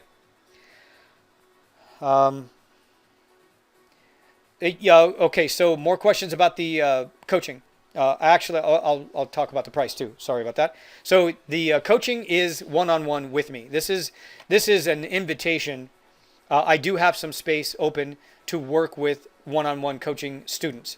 There is an application. I do need to know who I'm considering trading with, and the application, if you pass and I feel that you're a good candidate for my coaching, we will talk on the phone. Now, that also gives you an opportunity to qualify me as your new coach. Just because I have 19 years experience, am I the right guy to get you the results that you're looking for? So I give you an opportunity to interview me, I guess, to a certain degree on that call. Some people don't even need that. They just made up their decision. They know what they want. They followed me for a while, and they're ready to take the jump. But the course itself, so there's an online 24-hour, 7 days a week. It's always available. It's online. So it has all of the lessons for each one of these strategies that I teach you, for both day trades and swing trades. So you can spend as much time as you want on that, but I realize that a lot of you need to get to work right away. So that is one of the reasons why I help you design a trading plan with 1 or 2 or 3 of these techniques, and then we immediately start executing those trades on a regular basis. You need to be in contact with me. I need to be there to point out these trades, to tell you when to get in, to tell you when to take profits, and to identify if things have changed with the conditions when we get into the trade, especially in today's market. You need to be trading with me. This is my trading system. This is what I put together, and I have to be there to communicate these ideas and these thoughts to you. Otherwise, you're going to be second guessing. You're not going to be too sure if I meant this or if I meant that, and that will cause a mistake, and I don't want you to lose money. I don't want you to lose money even if you're using somebody else's trading system. But if you're going to attempt to use mine, or if you're going to pay me to learn mine, I want to be there to make sure that I can work with you to teach you how to get through this. So obviously you can see that there's a lot of one-on-one time from me. I am trading my own personal account. I do have to feed my family. I do have to work and trade for my investors. So I have to be careful and very selective of who I decide to spend my time with. You've got to be capable and willing, and the type of person that enjoys trading and has patience and is willing to take personal accountability, but also willing to take instructions and follow those instructions. Again, it is my trading system. So if I see something and you see something and it conflicts, there's no reason why we can't talk about it, of course.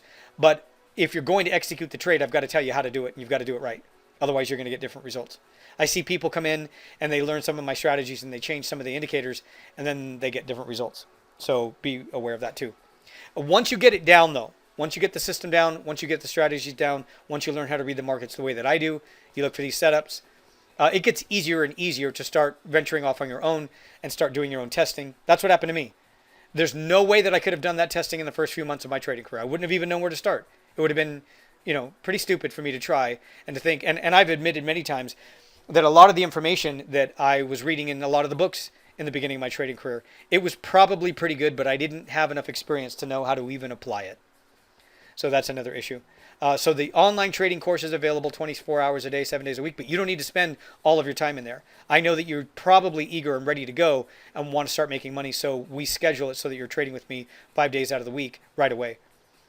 And I do take into consideration your available work hours at first, but again, if there needs to be any adjustments to your trading schedule, I help you. Now, if, for example, let's say you can only trade during the New York session, but I'm trading the London session and you want to trade the London session, but you can't trade the London session because your schedule doesn't allow you to, then at that time, you could probably expect to use the trade copier, which will fill in some of the gaps for you when you're not available, and I will execute those trades for you because I'm there. Now, I have to admit, I don't take and execute every London breakout trade that I see. I'm very selective about it, especially under these conditions. Like I showed you right here, this was a head fake. I could tell the last couple of days it was going to provide head fakes on the first initial move, and it did that. So I did not execute this trade to the upside. So I wait. I'm very, very patient. I will wait, and sometimes I won't even trade it when it does give me the right signal. I'll watch because I want to learn. I'm learning, I'm watching, I'm studying the markets. I'm paying attention to how the markets are reacting, how people are reacting to whatever's going on at that time. And I want to make sure that I'm able to detect any changes, even if it's subtle, to the way the market reacts at the open of the London session if I'm going to waste my time trying to trade it and putting on a full-size position. It is my responsibility to be aware of these changes. And far too many traders just execute based on candle patterns, and they don't think about the other side of the trade. They don't think about what's going to happen. They don't think about volume. They don't think about the conditions, and they lose and they lose and they lose, and they wonder, why isn't it working anymore? And it is your responsibility to figure out why it's not working anymore. It's my responsibility to figure out why it's not working anymore. And sometimes that means just staying out of the way and watching. I'd much rather be out wishing I was in than in wishing I was out because I didn't understand what was going on. It's just that easy. It's my money. It's my money. It's my family's money. It's my investors' money. It's your money. Trade. I don't think anybody really wants to get into a trade with the intention of losing it all, unless they got something else going on. But you get my point. That's what we're here to do. And sometimes it means just staying out of the way and observing, watching. You do the same thing with work. You do the same thing with sports. You do the same thing with a fight, whatever it is. Sometimes, you just kind of roll with some of the punches. You watch how the person moves. Whatever it is that you're doing, it's the same basic principles. Sometimes we just need to stay out of the way and watch. But staying out of the way and watching is going to give us an inside opportunity. We're going to be able to identify weaknesses and where our advantages are better used. You've got to be on defensive mode. You just have to.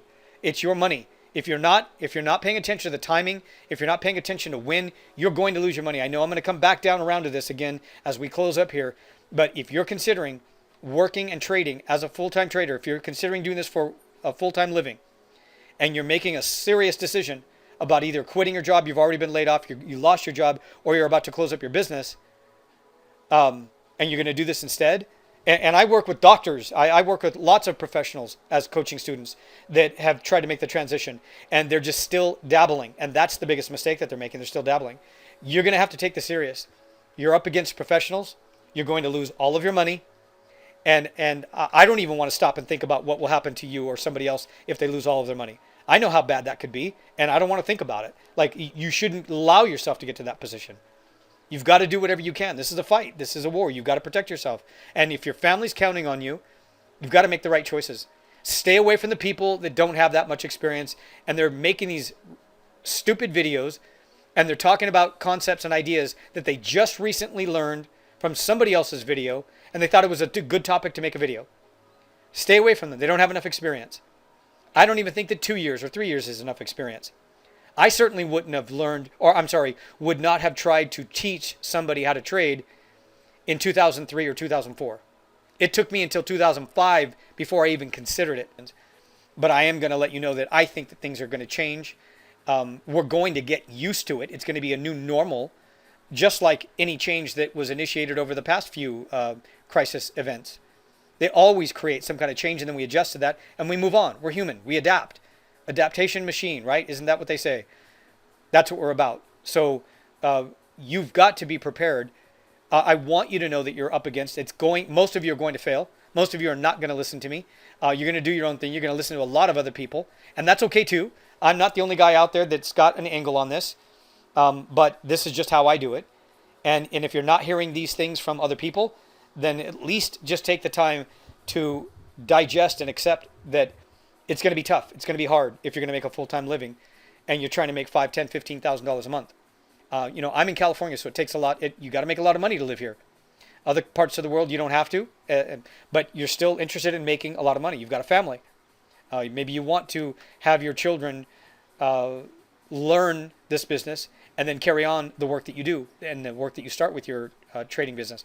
I have some coaching students, and that's their goal. That's their dream. Generational wealth. They want to pass it on. They want to teach their kids what to do with it. You're up against the best, and you've got to be one of the best, and you got to work at it, and you can make money along the way.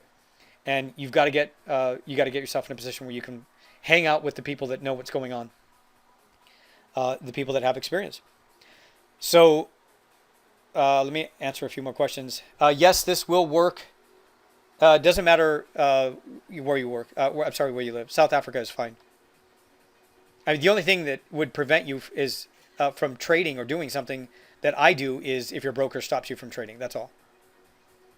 Money, capital isn't really, so I say quite a bit, you've probably seen me say on my videos or on my websites, that this is primarily for the person who can execute a standard lot. That's what I would like to see you trading, a standard lot, right? The 100K type of trading account. You're going to be earning approximately $10 a pip. That's where you're going to be able to, you make 500 pips for the month, you're going to be making $5,000 approximately. That's the easiest way to get to that figure, to get to that income.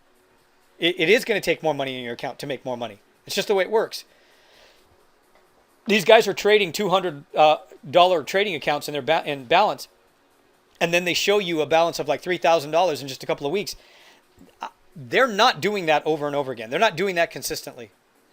They probably just fired off a few trades, went to sleep, left it alone, went to work at McDonald's or wherever they go, and then they allow that trade to keep running, and then they show you a screenshot of it, and you think, wow, teach me. That happens. I got stuck in that. I was considering buying trading courses from people that were doing crap like that. They're all over the place. These guys don't have enough experience, but it's easy to do something like that or to doctor up an image. I was also told years ago that you can fake or falsify somehow the results from my FX book account. And when I heard that, I stopped because I was getting flack. I used to use my FX book account on my website as performance. And I thought this is going to be easy, so I don't have to update it every day. Let them look at that. And then people were calling me out on it saying, you can fake that, right? And it just kept happening more and more. And there's a lot of other websites that were doing the same thing, a lot of other services. So I just stopped doing that. Be careful. Be really careful.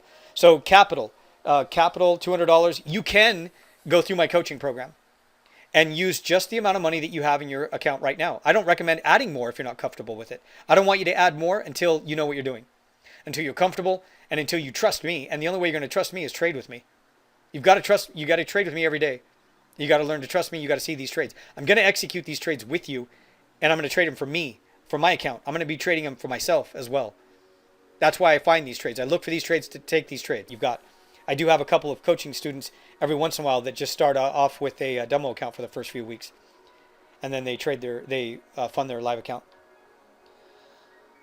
Total trades, I think I had a total of 8 or 9 trades today. Yeah. I do have coaching students in here, yes. They are attending. I'm not going to talk about anything in particular today. It's not really a homework session. So the strategies, again, you learn all of the strategies in the coaching. So let me show you what the coaching looks like. And the application. So it's a 10-page application. Give me just a moment here. And I'm going to actually pause this recording. I am recording this so that there will be a replay, but let me pause this. And for those of you who are watching this live, forgive me while I send you back to the main title screen. So this is the application page.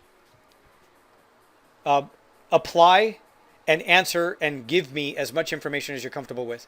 The more information you give me, the easier it's going to be for me to determine that my trading course is likely to help you. And then from there, and make sure up here at the top, you put in your name and your email address. And then we'll either talk on the phone or Skype. And then you click submit, and then I get it. And within 24 to 40 hours, I respond to you. So that is this is the coaching application. I'm going to give you the link. It's going to also be just below this video. If you're watching the replay, there's going to be a button, and it'll say, click to apply for coaching. Again, this is one of the reasons that I do this and I have people apply is that I know that my style, my way, my trading system is not for everybody. And I will admit, I don't scalp. I don't trade off of the 5-minute, and I'm not scalping all day long. So if you're looking for that, I don't do that. I used to do that. I don't do that anymore. I can make 1,000 pips. I can make 2,000 pips. I can make 3,000 pips in a single month, 20 trading days. I can't do that every month, but I can. And the way that I do that, I don't do that by scalping. I wait. Just like the trades that I showed you today, I wait for these opportunities. Now, I guess I should say the massive moves that we've seen today, like the pound dollar, 500 pips.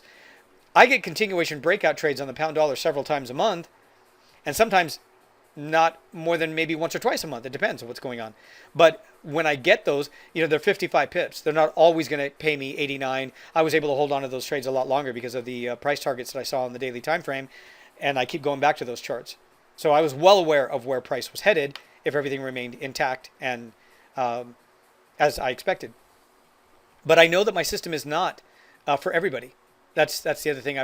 That's the other reason why I have that application. So there are every once in a while days that I don't have any trades. And what the feedback I've had and what I've heard from a lot of my coaching students is that they like that.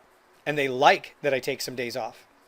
I do sleep. I want to sleep. I like my sleep. But I know that every once in a while, it's crisis mode. I've got to put in a few more hours or wake up a little bit earlier. But it'll all come back. It'll all go back to normal. And everything is fine. You don't have to trade the London session. You can, if you're comfortable, you want to join the coaching and just trade the New York session. And obviously, you're just going to miss out on a few opportunities that would develop during the London session. But very often, when I look back at my performance in all the trades, I analyze all of my trades, quarter, month, year, weekly. Most of my higher, better performing trades have taken place during the New York session since I started trading in 2001, and they reach their take profit targets a lot faster as a result of me executing during the New York session. So I know a lot of you are interested in that because you don't want to be, you don't want to trade lingering, going nowhere. You don't want to hold on to those trades. It's exhausting. Every once in a while, you can't detect it. You can't really prevent it. Sometimes it'll sneak past you and you get stuck in a trade like that. No, I don't hold positions through the weekend. Good question. I do not hold positions through the weekend. No, I don't trade the news. So I trade the news, but I take into consideration the reaction if I haven't got a signal before the news. Sometimes I actually get signals before the news, and it's in the anticipation the market has collectively enough information to expect the numbers, and they're usually very often right. So I get a signal and I can trade it, and then the move, once I'm already in before the news, ends up being the fuel that moves price to that take profit level. And yes, it's that effective. It really does work. But I don't jump in the split second the news is released if I don't have a signal. That's the thing that's really important there. So, presidential election, same thing. Good question. Good question. Sometimes, we pretty much know the outcome. Sometimes we don't. And you can see it. You can see it. I'll know, like if I see a range of consolidation and then I see a breakout before the announcement, the market probably has a pretty good idea. Collectively, we have enough information to determine what it is. Sometimes with non-farm payrolls, that'll happen. I do watch all economic events, yes, and I do study them, and I think they're very important. When I first started trading in 2001, I bought 3 ring binders, and then I made my own worksheets, and then for each currency pair, pound, euro, dollar, yen, I have a separate book, and I record the data for each one of those events. I, at some point in time, even record in the notes section at the bottom of my worksheet what was going on. I used to even report what day of the week it was and what the weather was like because I was trying to come up with every opportunity. I mean, this is obviously back in 2001, but this is how I studied it. I thought anything is a possibility. Anything is a possibility, and I needed to test it and try it and then determine if I was wasting my time. But I had to gain experience to know. You know, it was really like that. It was one of the greatest experiences of my life, really. Learning how to trade and putting together my own trading system.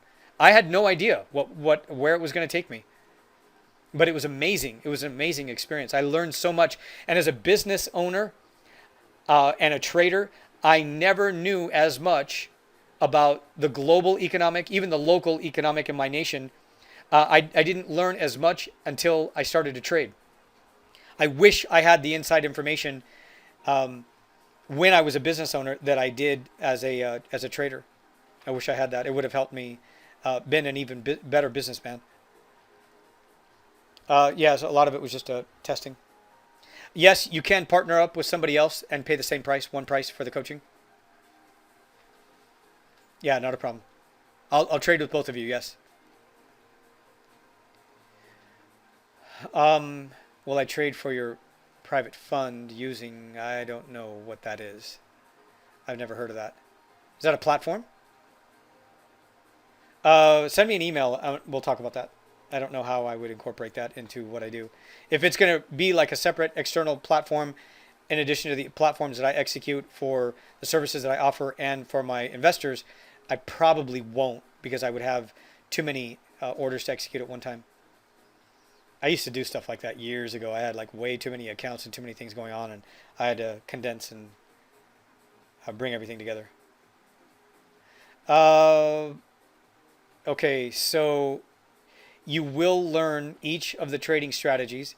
You will learn where exactly I put my stop loss. Yes, I do. I use a stop loss on every trade. Every trade, every technique, every strategy, regardless of the time frame, regardless of when I execute it, has a specific target, a specific entry, and a specific stop loss. Period. Like that's just the way it is. Or I won't take the trade. I need to know what I'm aiming at, or I won't take the trade. And I need to know why, especially with the breakout trades. I need to know why it's breaking out. New services. Yes, I do provide some insight on new services. Some of them are paid for. They can be pretty expensive. Some of them are free. I do set you up so that you can set up your computer real estate, as they call it, so that you can read the depth, read deep into the markets. You can, I talk about futures, I talk about volume, I talk about tracking volume. How do you track volume if it's not tick volume, things like that. So I explained how to set everything up so that you can get a real good market read as to what you could expect for the day, starting with the London session. Yeah, set up your charts. I do have templates as well. I will, yeah, yes. So that I mentioned the Thinkorswim platform. Good question. So I do have some templates for those who want to execute trades off the Thinkorswim platform. And yes, I do teach you these strategies if you want to learn how to apply them, because the same systems that I use, I apply them to trading futures.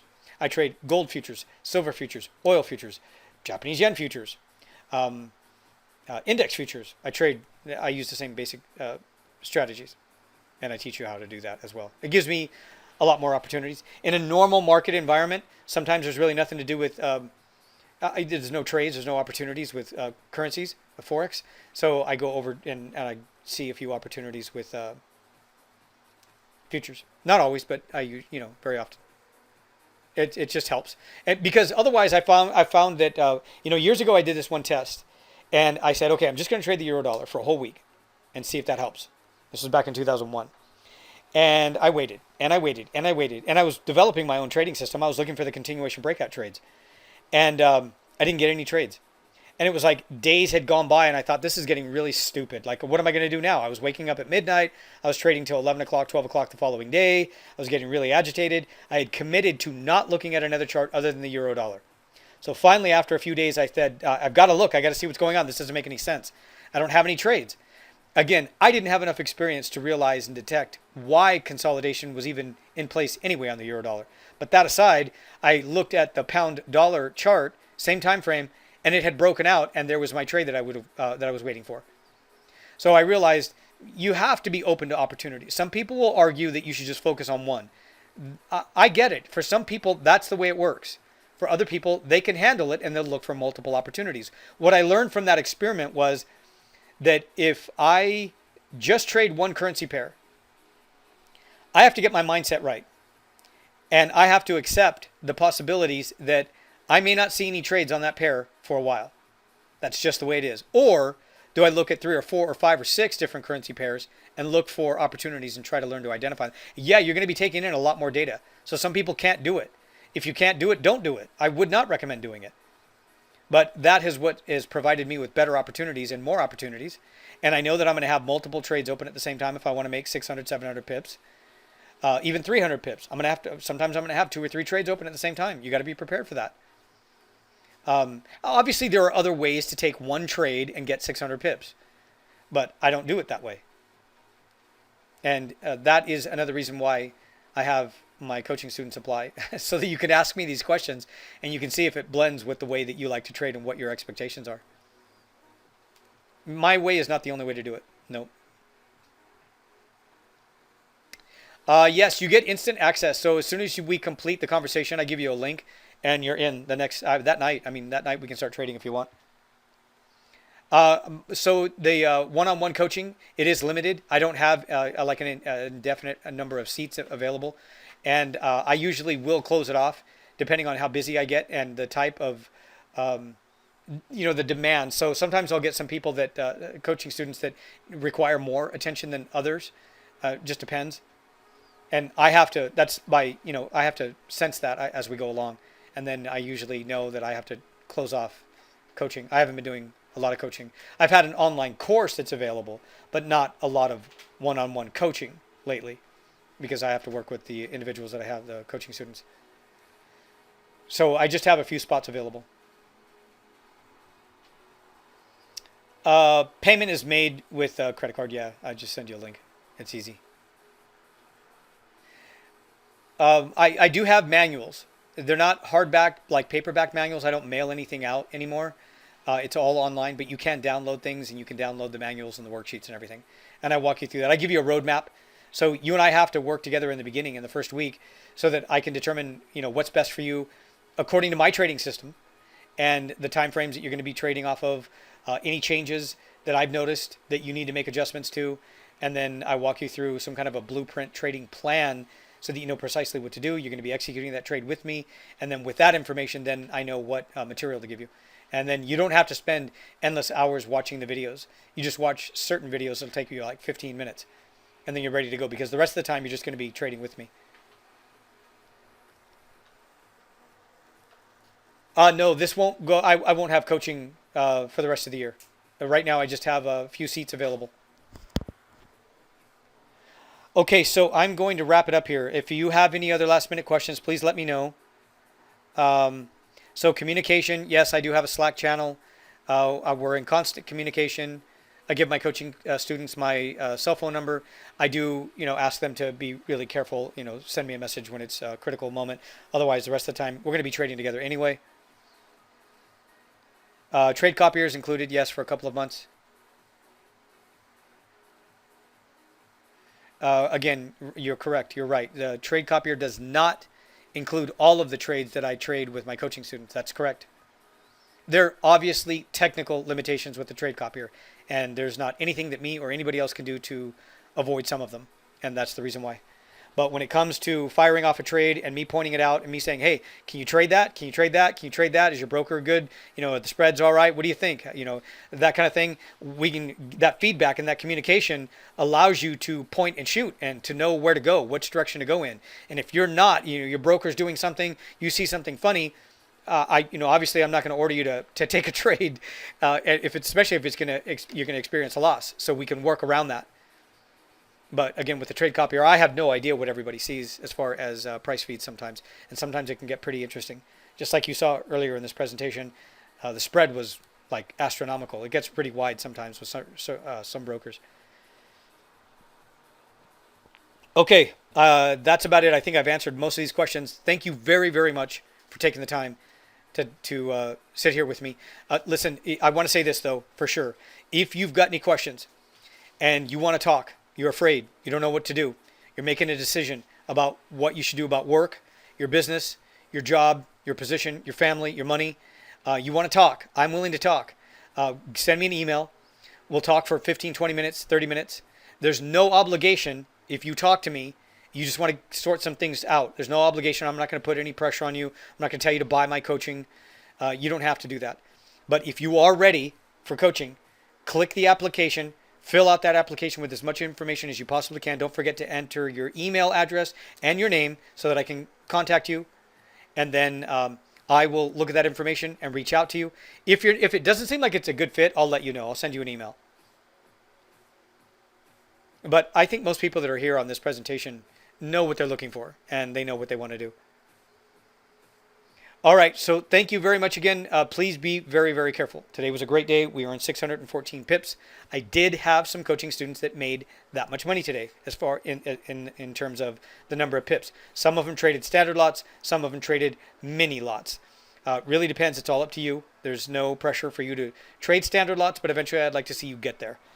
And other coaching students did not make 614 pips. Some of them made 100 pips. Some of them made 50 pips. Some of them were still a little hesitant, and they only wanted to execute one trade. It really all depends on what your comfort levels are. But eventually, you're going to get there. Market's going to provide these opportunities again. Always does. Always has. I've been trading for 19 years, and I love it. I'm excited whenever it happens. And to me, it seems like it happens quite a bit. Even though I've been trading for 19 years, it seems like these opportunities where there's a hell of a lot of money to be made because of these crisis events, even if it's not a major crisis, it seems like it happens a lot.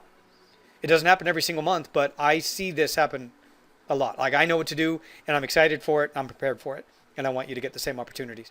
There is a lot of money to be made here. Okay, so thank you very much again. If you're ready, click the button, fill out the application, and we'll get started.